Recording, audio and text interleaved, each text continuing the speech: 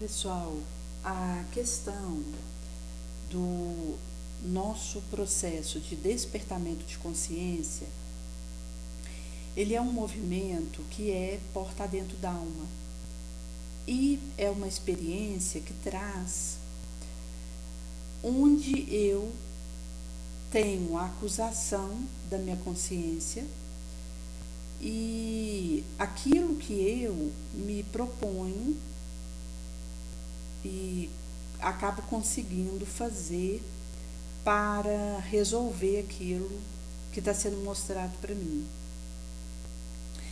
Porque vai acontecer de que, dependendo do estágio que o indivíduo esteja, ele ainda esteja demorado numa consciência de sono, em que, mesmo que aconteça algo em que eu tenha derrapado, eu não tenho o aviso da minha consciência referente àquilo. Por isso que essa questão da voz interior que preside, seja o nosso pensamento, a nossa palavra, a nossa ação, vai dizer dessa consciência de sono com o espírito menos evoluído está, porque tanto o seu conhecimento quanto a sua moralidade ainda são bastante limitados a quem, de forma que tanto as suas ações quanto as suas escolhas são voltadas para atender às paixões descontroladas e aos prazeres. E não refletem muito, seja sobre o assunto da questão espiritual, seja sobre a sua conduta, e opta levar uma vida na futilidade, no vazio, seja no mundo espiritual ou no organismo. E por isso o consumo vai ser trago pela revista Presença Espírita desse mês, que acaba que aquele que ainda está nessa consciência de sono, ele, ao ter uma atitude equivocada, ao invés da consciência apontar aquele erro, pesar aquilo dentro do indivíduo, isso não acontece. E, por consequência, o indivíduo ainda não tem a experiência do arrependimento, que tem a ver aí com um lugar em que ainda o indivíduo se demora e que, nesse sentido, caso já houvesse o arrependimento, o espírito se esforçaria para não fazer de novo aquele equívoco, ser induzido a buscar uma reparação devida. Mas como ele não tem essa acusação consciencial e, portanto, não se arrepende, ele não faz o acumulamento de esforço nessa direção.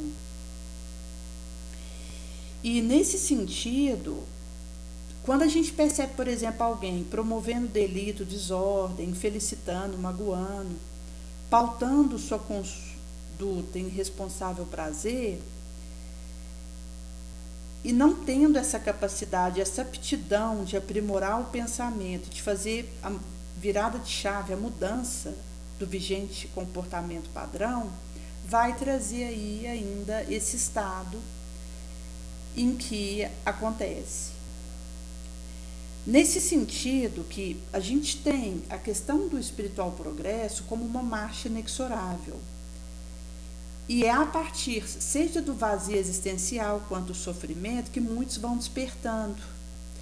Porque quando a gente pega, por exemplo, a questão do vazio existencial, do tédio, a gente tem até um relato na coleção A Vida no Mundo Espiritual de um indivíduo que já estava aí há centenas de anos no astral inferior, e nessa região ali de sombra, de trevas, ele se demorava fazendo mal.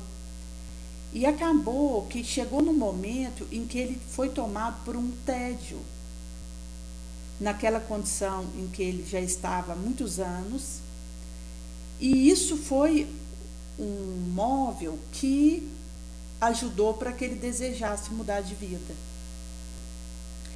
Porque eu posso persistir no mal por muito tempo, mas chega um momento que o vazio existencial, ele acaba que pesa. Porque o mal, ele entedia. Ele é monótono, não tem criatividade. E o indivíduo que esteja nessa leira de ação, acaba que ele chega um momento que, seja por esse tédio insuportável que ele passa a experimentar, esse vazio existencial, ou por uma experiência de sofrimento que o acometa, ele se sente aí emulado a tentar uma vida melhor, em que ele vai então fazendo despertamento para suas ações, vai deixando ser tomado pelo arrependimento, consequentemente ele vai desejando aí ver caminhos para reparar os males que tenha causado.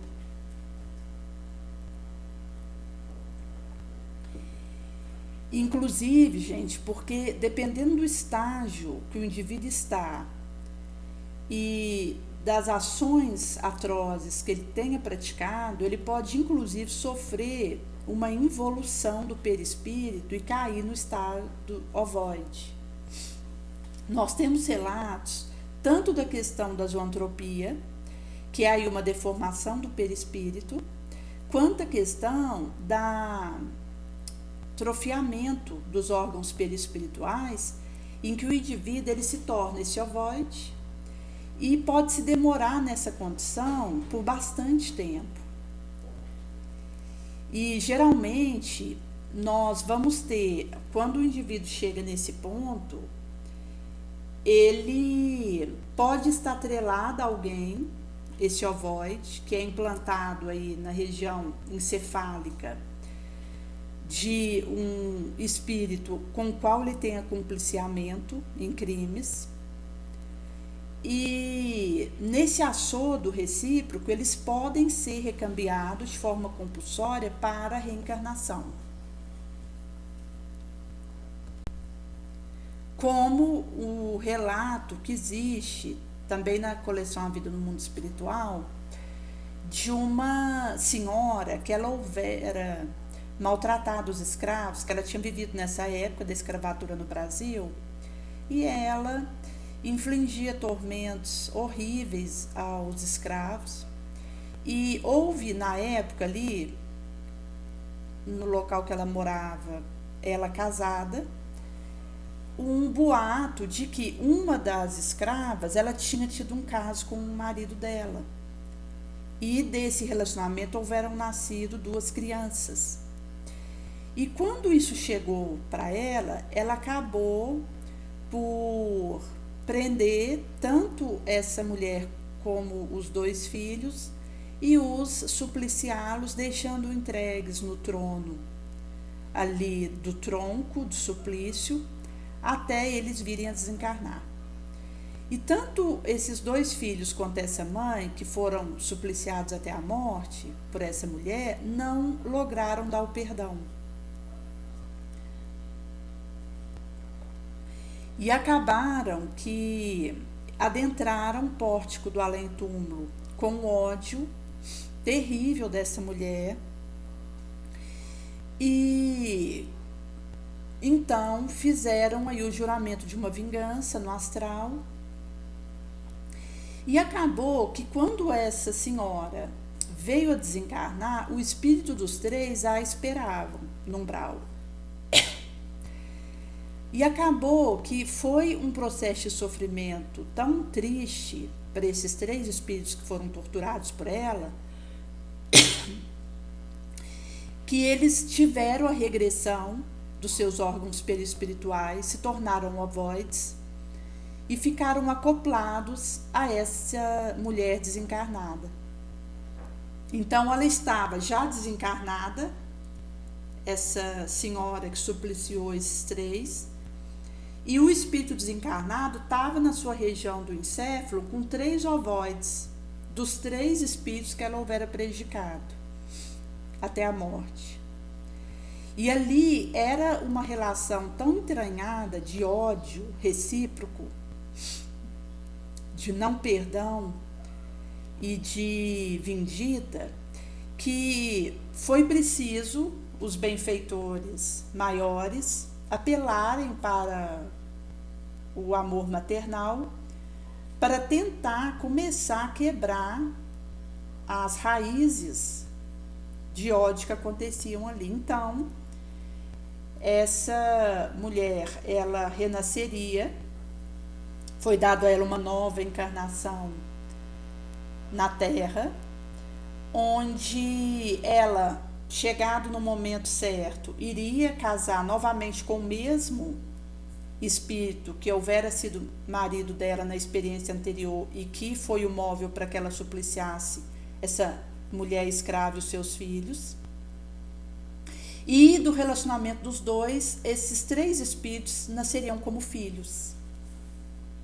Para que agora ela, como mãe desses 3 espíritos que então vão reencarnar como filhos dela, pudesse, via apelação da relação maternal, e começando a dissolver a crosta de desamor, de vingança que acontecia ali. Então, mostra que existem repetições em erros que, consoante o espírito, ele não desperta para os seus deveres mínimos, imediatos que for, e continua endurecido na ação maldosa, pode acontecer que ele já nem vai ter mais uma forma humana no astral. Ele já vai ter um atrofiamento para uma forma ovoide. Inclusive, ele pode ser hipnotizado pelos obsessores para deformar o seu perispírito na forma de um animal. Como um relato também que traz, nessa mesma coleção, A Vida no Mundo Espiritual, de uma mulher que ela, quando estava encarnada, ela tinha matado os 4 filhinhos. Parece que ela tinha envenenado eles. Foi um ato que ela fez de própria mão na direção dessas 4 crianças. E ela adentrou o astral num estado pesado em termos da sua vibração, e lá ela acabou que, por sintonia, foi ligada a obsessores perversos, mais cruéis do que ela, e que, por hipnose, que levaram ela a se metamorfosear numa loba. Então, o perispírito dela fez essa metamorfoseação, e ela, então, estava aí sob esse suplício, mas como consequência do ato criminoso que ela houvera realizado. E nesse sentido que, com certeza, ela já tinha tido ações nefandas, já trazia dentro de si uma crueldade tigrina que ela não despertava para o que ela estava realizando, não acusava na consciência dela e muito menos se arrependia, que eclodiu nesse ato pior, que foi a ação de levar ao desencarne os filhinhos, e que com isso, ela levando essa bagagem para o astral, ela acabou que teve essa mudança do seu perispírito, e tudo isso vai atrasando o processo de evolução do espírito. Porque naturalmente que ela estava aí já sob uma condição hipnótica, no estado de loba perispiritual, e isso já mostrava que ela tinha um caminho que ela precisava fazer para então ir retomando a rédea de si mesma. Porque na condição que ela estava totalmente entregue aos obsessores mais cruéis do que ela, hipnotizadores. Existe um outro relato também nessa coleção de uma senhora que estava com o marido bêbado. Eles estavam ali na casinhola deles, E esse marido, ele houvera traído ela com uma mulher, e ali diante dela dava a entender que ela tinha descoberto a traição que ele tinha realizado e estava ali para matá-lo, para se vingar do que ele tinha feito com ela. Então ela pega e envenena esse marido, e quando ele já estava ali para cair ao chão envenenado diante dela, ela toma de um pau para acertar sobre ele, numa positiva crueldade. E ele, bêbado, supliciava para ela perdão, falava para ela que se ela deixasse ele viver, ele queria reparar o mal que ele pudesse ter feito a ela, que ele queria ajudá-la, porque ele percebia o adoecimento mental dela, até porque se ele tinha tido alguma falha, ele pelo menos acusou o que ele tinha feito, estava arrependido e desejava reparar. Então já trazia um coração mais evoluído e também bondoso. E ali, implorando para ela que deixasse ele continuar, porque ele já tinha percebido que ela tinha envenenado ele, que ela ia dar paulada sobre ele logo em seguida. Ele implorava para que ela deixasse ele continuar a sua vida, porque ele queria ajudá-la, ele ia descobrir formas de reparar o que ele tinha feito, que ele queria muito fazer algo por ela. E ela não aceitava, ela estava com um ódio que tinha tomado ela, cega de ira, de cólera, porque o ódio faz isso, ele nos cega. A gente fica surdo, cego, mudo para os apelos da consciência, do despertamento. E nesse sentido, ali, ela não se sensibiliza com o apelo dele, com a imploração que ele faz, e diz que iria matá-lo, que ele não ia viver nem mais um minuto. E acaba que, ao dar as pauladas sobre ele e depois ele vinha desencarnar, ela coloca ele num carrinho, isso já era assim, altas horas da noite, e vai com ele nesse carrinho para deixar ele ali no trilho, para que quando o trem passasse, ele fosse decapitado. Então mostra aí uma mulher perversa, adoecida, porque a questão da maldade é uma enfermidade, uma ignorância. E quando então ela deixa ele lá para que o trem passasse e o decapitasse, ele já estava desencarnado, ela no caminho é tomado por uma corja de obsessores piores do que ela, que a tomam, a submetem, e acaba que ele, como conseguiu perdoar ela, ele foi liberado. Ele pôde, inclusive porque é sempre melhor a nossa situação de atacado do que atacar, porque aquele que é vítima de alguma perversidade, ele encontra a luz porque ele conecta com a bondade, então ele pode ser atendido. Agora, aquele que é o agressor, ele se afasta do auxílio e cai na mão dos obsessores, porque ele está sintonizando com eles, tanto em termos da perversidade. E nesse sentido, foi o que aconteceu com essa mulher, porque esse homem, ele foi liberado porque ele conseguiu perdoar. Mas ela, no ódio que estava dele, depois de realizar o assassinato dele, ela foi tomada por obsessores mais cruéis do que ela e acabou por enlouquecer de vez. Então ela gritava socorro, porque estava delirando em alucinações pavorosas. E quando ela veio a desencarnar, ela estava numa condição de dormita, porque ela foi colocada sob o anestésico do sono, mas ela tinha pesadelos do que ela tinha feito com esse marido.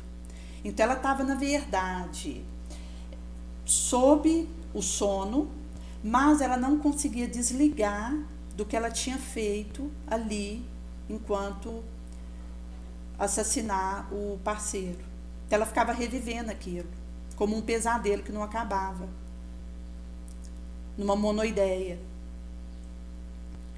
E isso per si já era um suplício para ela e uma consequência do que ela tinha feito, devido à lei de causa e efeito.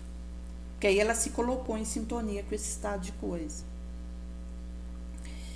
Então, a questão do estado consciencial, ela vai dizer do que o indivíduo já caminhou.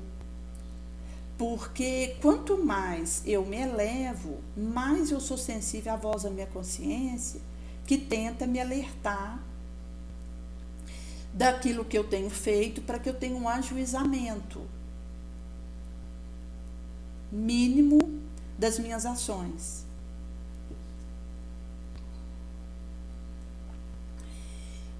E, inclusive, gente, porque nós podemos trazer psicoses de outras existências e neuroses. Quando a gente fala, por exemplo, da psicose, ela é uma ferida, uma degeneração na personalidade. Então, o indivíduo psicótico, ele não tem a cura nessa existência dele da psicose. Ele pode controlar sintoma. Então, ele pode aí ter uma vida de oração, que muito vai ajudá-lo, ter uma atividade útil, gratuita, ter um tratamento com remédio que um psiquiatra prescreve, uma terapia alternativa, como a homeopatia, fazer o atendimento com o terapeuta. Isso vai ajudar ele a limpar os excessos do seu comportamento, mas ele não tem a cura, porque a psicose ela é uma ferida muito profunda no espírito e que vem de experiências pregressas que eu tenha tido, onde eu me enlamei de alguma forma. Então, se a gente pega, por exemplo, essa senhora que houvera envenenado e depois supliciado o marido, ela, numa próxima existência, traz uma ferida profunda no seu imal, que vai voltar para ela em forma de morbidades psíquicas e de manifestações psicóticas. Ela não vai ter como resolver isso numa existência. Até porque quando a gente fala de um despertamento e de uma melhora, isso é lento. A evolução ela é gradual, paulatina, em gota a gota, e é um passo após o outro. Então, numa existência, alguém que tenha cometido uma atrocidade dessa, numa próxima existência, ela vai estar numa alteração importante da sua mente, a pedir aí uma série de intervenções para que ela possa ir fazendo o seu burilamento moral e controlando os seus excessos. Mas não uma cura. E nesse sentido, a gente tem outros relatos que trazem situações semelhantes, como de uma outra moça que ela iniciou um relacionamento com um rapaz e ela era filha única. E parece que ela era adotada, essa moça, mas ela era filha única e o pai ainda era vivo, e se esse pai viesse a falecer, ela seria a única herdeira da sua herança. Então, ela convence o namorado a assassinar o seu pai e, nesse sentido, os dois se tornam cúmplices dessa trapaça Eles começam a colocar um letal de diminutas quantidades, mas que por um determinado período de tempo, numa janela, se tomado diariamente, leva ao desencarne. Fizeram a administração desse letal na bebida desse genitor e ele por fim veio a desencarnar. E aí ela então foi a recebedora da herança. Eles puderam então usufruir dessa ilusória experiência de estarem ricos. E quando eles vieram a desencarnar, o espírito do pai não tinha perdoado eles pelo que tinha acontecido, se tornou obsessor. Então, ela, quando foi ter sua nova experiência reencarnada, ela trazia essa experiência numa manifestação de psicose que ela tinha, porque o tipo de psicose isso vai variar. Tem gradações diferentes e tipos diferentes, e muitas inclusive sem uma nomenclatura e catalogação para ela, mas que poderiam ser enquadradas em psicose enquanto experiências em que a personalidade está profundamente ferida e não tem como, numa existência, isso ser resolvido, remido. E então, essa moça, numa próxima encarnação, ela estava com manifestação psicótica e, inclusive, sendo assodada por esse obsessor, que é o espírito do que tinha sido pai dela, quando ela o envenenou, numa experiência pregressa. E, inclusive, na própria trama entre ela e esse parceiro que tinha sido cúmplice desse assassinato. Então, acaba que alguma atitude ruim que eu tenha, dependendo da gravidade disso, vai me acompanhar numa próxima existência, inclusive em manifestações mórbidas e de adoecimentos que eu vou trazer. Porque quando a gente comete algum equívoco, na verdade nós não estamos cometendo o equívoco com aquele com o qual nós equivocamos, mas perante a lei de causa e efeito.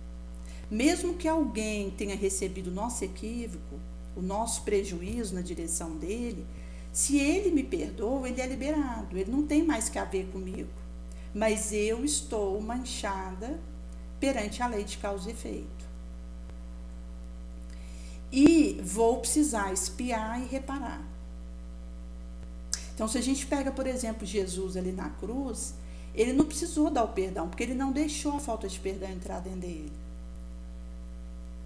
Por isso que Jesus não diz, eu perdoo vocês, porque ele não tinha que perdoar. Mas ele diz, Pai, perdoa-lhes. Porque Jesus sabia que eles estavam se comprometendo, não é perante Jesus, mas perante a lei de causa e efeito. Jesus sairia de cena. Ele não ia mais ter que haver com aqueles algozes, mas aqueles algozes precisariam reencontrar os resultados das suas obras, expiar e reparar o que eles estavam fazendo ali com Jesus. Então, a questão da ação e reação, causa e efeito, é uma lei inderrogável, ela vai funcionar à revelia de mim mesma. E vai me procurar para me cobrar o resultado daquilo que eu plantei.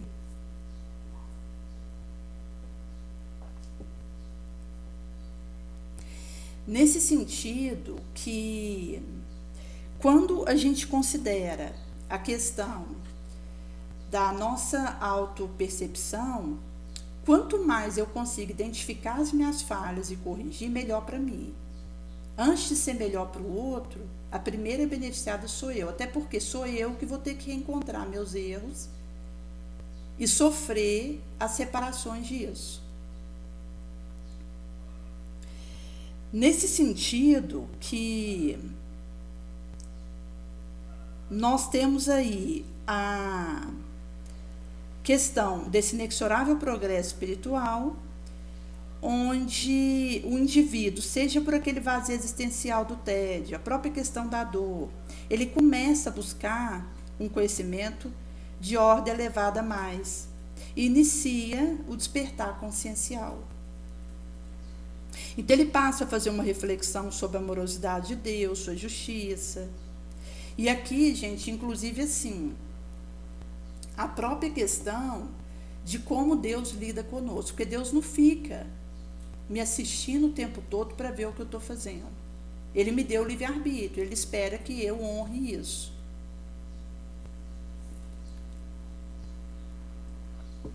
Porque se Deus ficasse me assistindo o tempo todo, hora que eu fosse errar, ele deveria me avisar que eu vou errar e eu não erraria.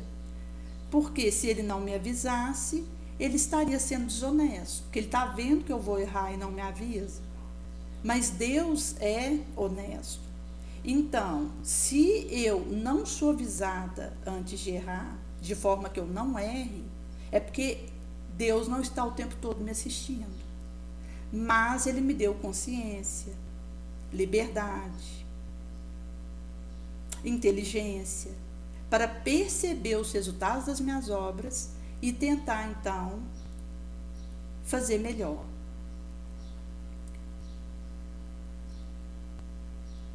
Por isso que colocar em funcionamento a questão daquilo que eu trago para fazer as minhas escolhas é algo que vai competir a mim. Porque quando eu escolho errado, eu não vou poder culpar Deus. Porque ele me deixou entregue a mim para que eu tivesse o mérito da decisão.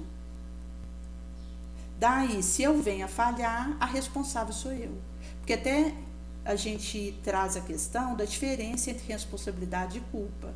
Deus não trabalha com culpa, ele trabalha com responsabilidade. Então, se eu estou andando com o carro na rua e bato o carro num poste, eu não sou culpada por aquele poste ter estragado, eu sou responsável por aquilo que aconteceu. Então, quando chega uma polícia para poder averiguar a batida desse carro no poste e resolver a situação, ele vai procurar, não é o culpado, ele vai procurar o responsável, porque é o responsável que vai ter que resolver aquele poste amassado.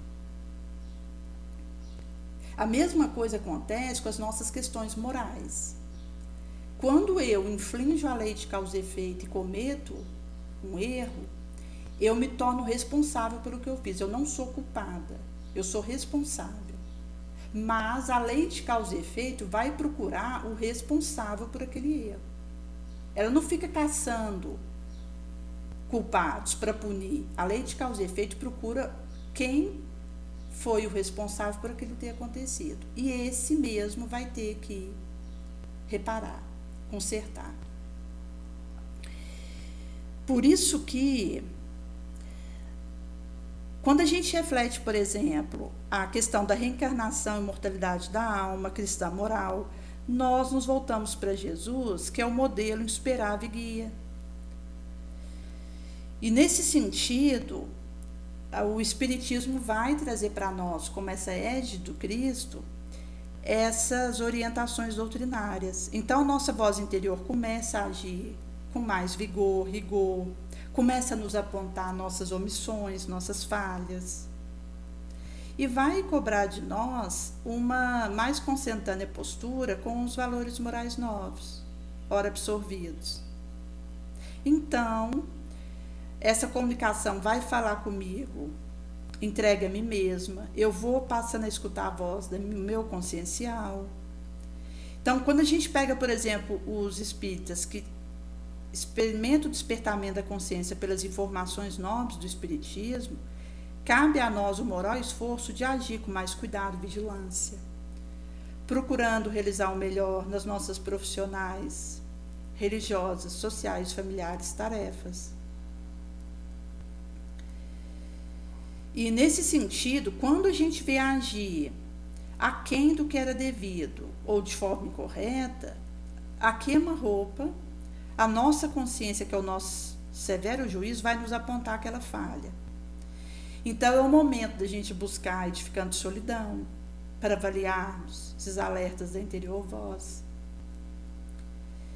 que poderão ter sua amplificação pelas inspirações dos espirituais benfeitores, a fim de que possamos nos aprimorar, gole a gole, nosso pensamento, palavra, conduta. E essa questão da consciência, ela registra tudo. Porque não vai haver um só elemento que passe despercebido para a minha consciência. Mesmo que o outro não veja, mesmo que o cachorrinho não fique sabendo, a minha consciência, ela grava. Por isso que até mesmo o pensamento que eu tenho é registrado pela minha consciência. Mesmo que aquilo não se transforme em palavra, não chegue para o campo da ação, ou mesmo que não tenha aí o seu imagético, mas aquilo que eu penso é registrado ali no nascedouro, no móvel, na nascente do meu coração, e que por isso eu não vou enganar a mim mesmo. Enganar o outro é fácil, mas eu não engano a mim mesmo. Nesse sentido que a minha atitude mental, ela não pode desvirtuar a sublime proposta.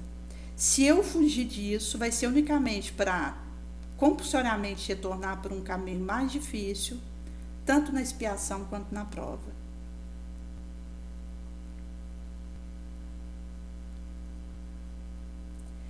Nesse sentido que quando a questão do pensamento malévolo acontece, e eu sei que eu vou gravar aquilo e vou ser cobrada como a responsável por aquilo que eu estou realizando, enquanto pensamento, isso per si é um incessante convite para a minha integral melhoria.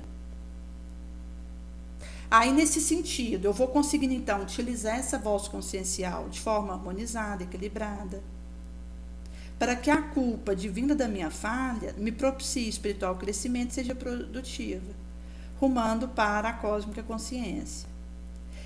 E aqui a culpa no sentido aí dessa percepção de que eu sou a responsável, porque não há um culpado, há o responsável. E nesse sentido, quando eu tenho essa proposta e assumo a minha responsabilidade, sem vitimismo, sem transferir para outrem a cota que me compete naquele erro, me analisando mesmo sem prevenção, sem o mínimo de compaixão por mim mesma, para que eu possa ver com clareza a minha participação naquele delito, vai acontecer de que eu vou me prevenir de estado apático e depressivo emocional, que me distanciaria do almejado progresso e me felicitaria.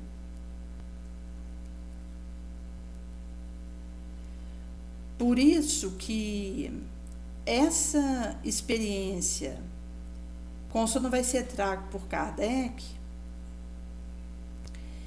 nós trazemos dentro de nós que é essa interior voz.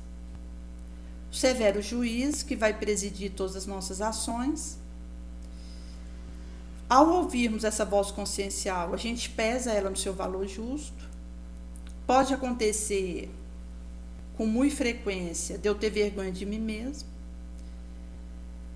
E se nesse momento eu reconheço Deus, sem ignorância, eu consigo aproveitar a instância para resolver e consertar o que preciso. Mas se a ignorância, conselheira fatal, toma espaço, ela vai me empurrar, me precipitar e vai colocar em mim a máscara do orgulho, da vaidade,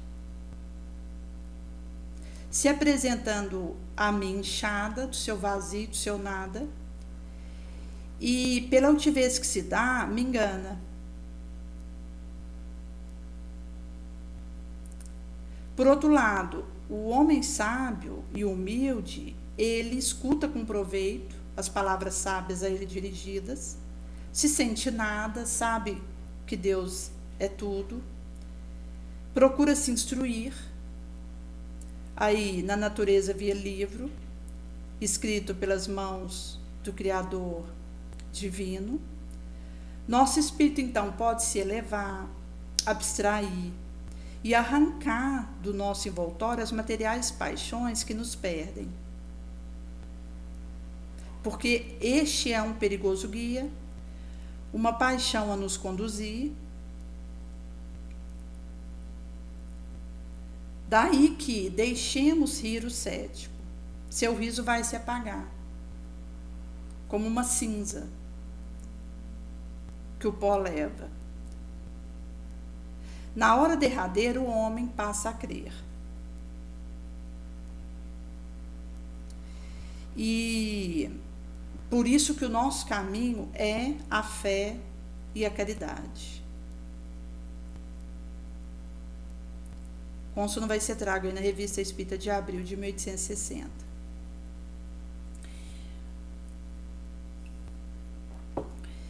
Por isso que, quando nós percebemos o risco que é a questão do movimento que eu tenho, da justa posição de responsável do meu processo, isso vai modificando a forma como a gente lida com a gente mesmo e com o nosso redor. Porque se eu me permito derrapar e não estou atenta, essa situação ela pode ir evoluindo, inclusive levando a consequências psicóticas que eu estou construindo para uma próxima existência. Nesse sentido que, mesmo a gente sabendo que o espírito ele não retroage, e aquilo que ele já amealhou, ele continua consigo, mas ele pode parar e pode ter quedas que vão se somando umas às outras e levando a alterações que pode comprometer tanto a minha existência a partir desse momento, quanto a minha vida no astral, quanto aquilo que eu vou viver numa próxima existência, porque eu posso, com as minhas ações, construir uma existência melhor no porvir ou pior. Como relatos de que idosos que tiveram aí a sua reforma moral feita e foram fiéis à sua consciência até o derradeiro momento, eles têm infâncias mais tranquilas numa próxima existência carnal. Então acaba que eles têm aí uma infância mais feliz, com interações ali mais tranquilas naquele ninho familiar que ele nasce, com um melhor aproveitamento ali das suas possibilidades para aquilo que ele precisará realizar na vilegiatura que ele estiver. Ou seja, a senectude bem vivida, moralmente falando, prepara uma infância na próxima existência mais tranquila. O contrário é verdadeiro. O indivíduo que se demora num vício, na paixão, na perversidade, ele está construindo para ele uma existência piorada na sua próxima reencarnação. E nesse sentido nós estamos falando de situações difíceis que esse indivíduo vai encontrar, se não a partir de psicoses em si mesmo, com as quais ele vai ter que lidar. E a gente tem também a própria questão das neuroses, mas que as neuroses elas são menos severas e gravosas do que as psicoses. Então, um indivíduo neurótico, sob o porte que for, porque a gente tem uma gama de variações que podem acontecer dentro do quadro de neuroses, e cada caso vai ser caso, mas o indivíduo que traga uma alteração neurótica, ele tem perspectiva de remissão daquele quadro. Então, ele fazendo aí um acompanhamento com a questão espiritual, com a utilidade, com a abordagem, tanto do psiquiatra quanto de um terapeuta, ele fazendo aí um amealho de diversas frentes, de acordo com o seu querer, do quanto ele insiste heroicamente em se modificar, ele tem perspectiva de remissão e de experimentar uma cura daquele quadro neurótico, diferentemente da psicose, que não tem cura para aquela existência. Mas, em considerando que a situação sempre pode piorar, é melhor a gente prevenir do que esperar para remediar. Até porque, quando nós estamos esquecidos dos nossos deveres e a gente se entrega à nossa sombra, isso vai fazendo uma tessitura que vai construindo situações mais perigosas e sofredoras para nós. E aí, fatalmente, eu vou encontrar existências piores, em que eu vou estar lameada de psicose, de neurose, de difícil catalogação e abordagem, e vou precisar, em meio a essa conjuntura, tentar minha recuperação. Enquanto que se eu tivesse, desde aqui, atacado na prevenção, ou já ido em busca de resolver os meus erros quando eu visse aquilo acontecendo, eu já ia me prevenindo e evitando uma série de sofrimentos futuros. E Emmanuel, inclusive, ele vai trazer isso num recorte em que ele fala que nós aqui na Terra precisamos caminhar para a vitória moral. Se nós não quisermos soterrar a nossa alma na escuridão dos séculos da expiatória dor. Então, ele vai dizer para nós que nós aqui na Terra precisamos cumprir com severidade e nobreza as nossas obrigações, engajados no dever, com uma atitude mental limpa, nobre, se não quisermos complicar a nossa situação. De que a nossa responsabilidade ela é grande, porque muitos pedirão os que muito receberam. E que aquele que se apresenta no espaço como vencedor de si mesmo, das suas próprias sombras, paixões, é maior do que qualquer dos terrenos generais. Exímio no time arte militar. Por isso que ele nos alerta que essa questão do autocuidado e da vigilância precisa nortear o nosso processo. Porque, caso contrário, a gente vai só piorando o nosso ciclo de reencarnações dolorosas e muito baixas.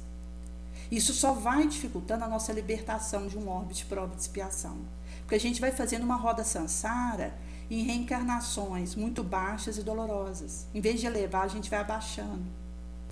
E aí a gente vai demorando ainda mais para encontrar a libertação de um mundo de prova e expiação. Por outro lado, se eu consigo fazer um movimento de vigilância, oração e de elevação, eu vou, em cada reencarnação, subindo um pouco, moralmente. E aí, nesse sentido, eu vou construindo uma redestinação da minha roda samsara, em que eu vou me aproximando cada vez mais de um orbe regenerado. Eu vou me afastando da dinâmica de um orbe de prova e de expiação e vou me aproximando da dinâmica de um orbe regenerado. Então, eu posso, com aquilo que eu vou escolher nesse momento de bom, me afastar de uma reencarnação dolorosa e me aproximar de uma reencarnação tranquila. Aqui considerando enquanto as possibilidades comparativas que a gente traz, porque aquele que opta por seguir Jesus e é leal ao Mestre, ele encontra tropeços, no sentido de desafios, porque Jesus não nos isenta disso. Ele houvera trago para nós que aquele que quisesse segui-lo era para pegar a sua cruz, abnegar-se de si mesmo, desapegar de si mesmo e segui-lo. Mas ele vai dizer para nós que no orbe nós teremos dificuldades e aflições, mas para termos ânimo, intrepidez, porque ele vencera o orbe. Mas aquele que vai conseguindo fazer essa subida hercúlea, ele vai tendo reencarnações mais produtivas. Então, o indivíduo, ao invés dele precisar ficar tratando a sua neurose, ele já consegue uma produção maior no bem.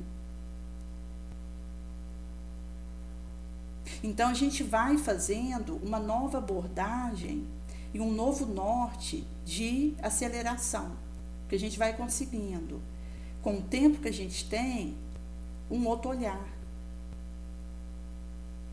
Então, a gente vai fazendo um aproveitamento otimizado do nosso tempo, do nosso trabalho, da nossa energia.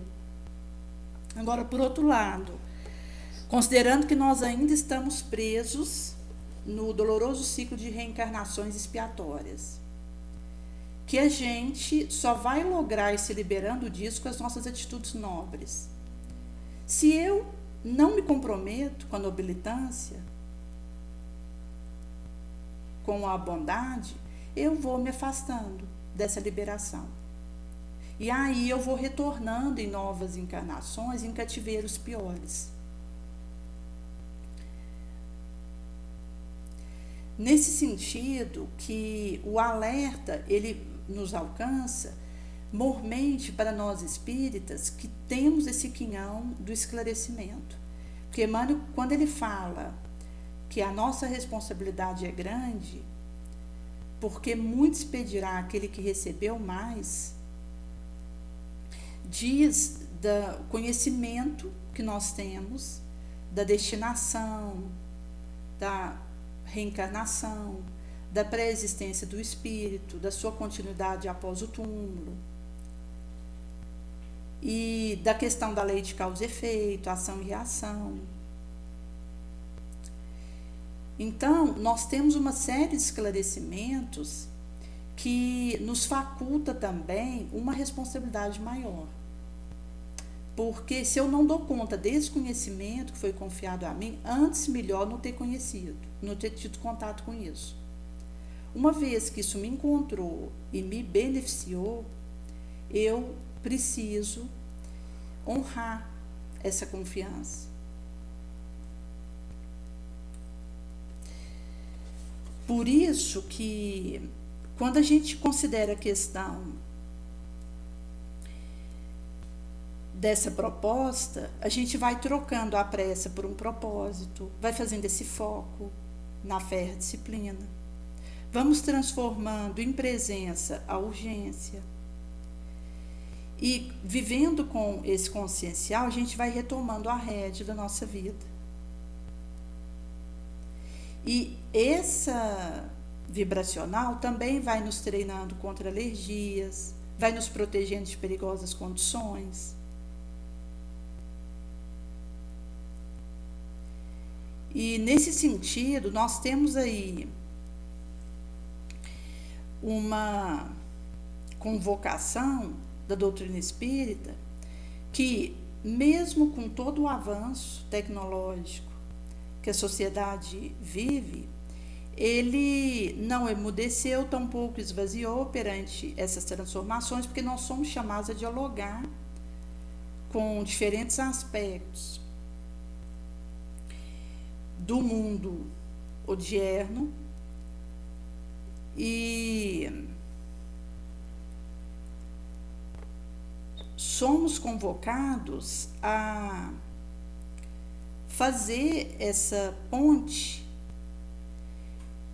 inclusive aí com os aspectos nevrálgicos, onde nós, ao tratarmos isso, vamos fazendo pontes de reflexão e de abstrações. E, nesse sentido, a gente vai estabelecendo esses atalhos que vão nos permitindo reflexionar sobre a sociedade que nós vivemos à luz da doutrina espírita.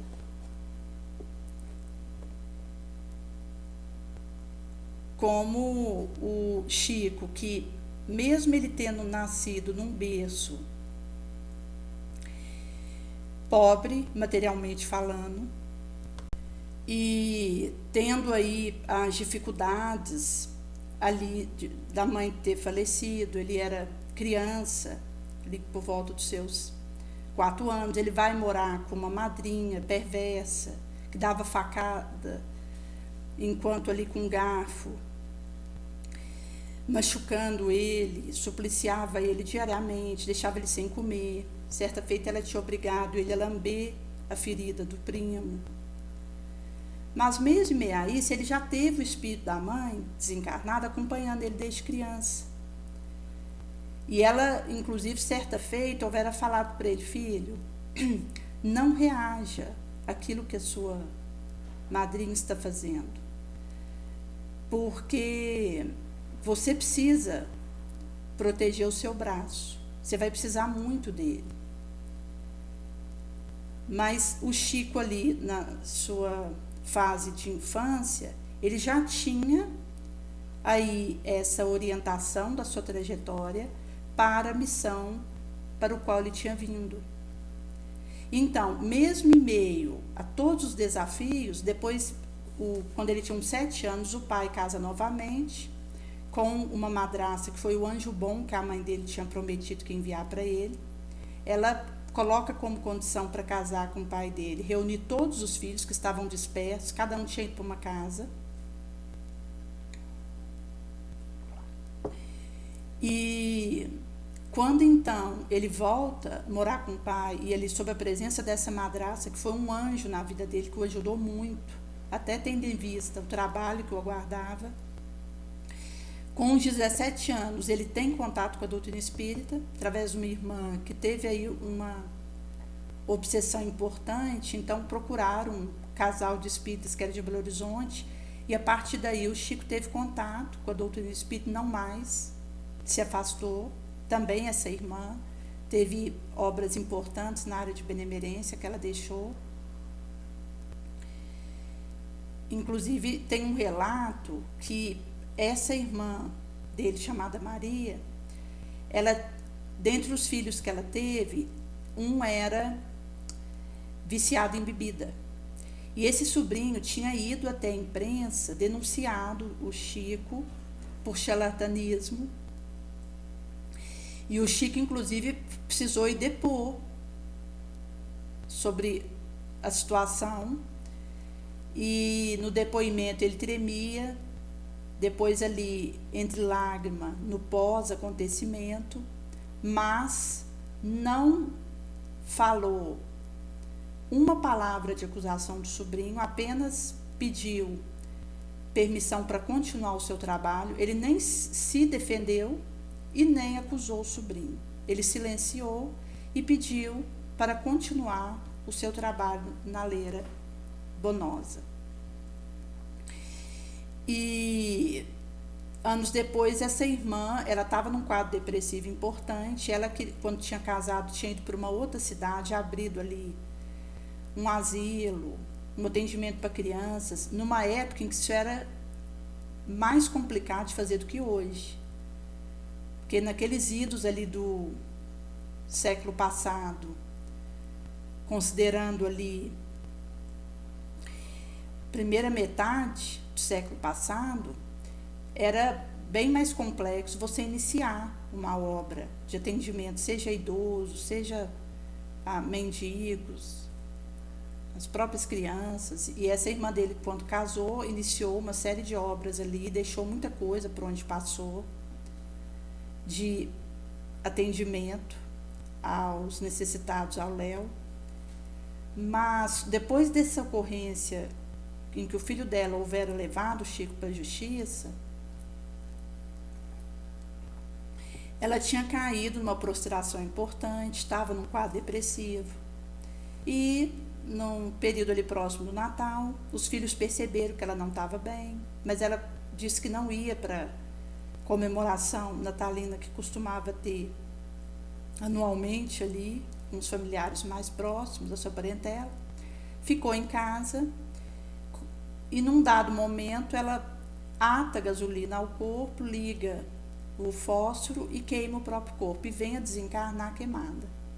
Então ela sai na condição de autoexterminante, mas segundo o relato que o Chico teve do astral, pelo bem que ela houvera plantado aqui, ela foi rapidamente levada para atendimento. Ela não ficou muito tempo numa região de sofrimento, devido às energias boas que vibraram na direção dela pelo bem que ela tinha feito enquanto ela estava aqui.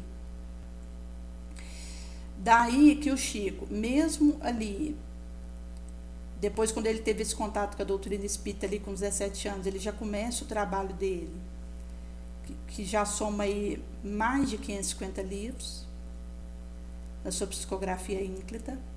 Ele, mesmo com as dificuldades que ele viveu, ele não se fez de rogado. Pôs a mão no arado, pegou a charrua, sem olhar para trás, e seguiu a Jesus, ao qual foi leal até o derradeiro instante da sua vida. E nesse sentido que,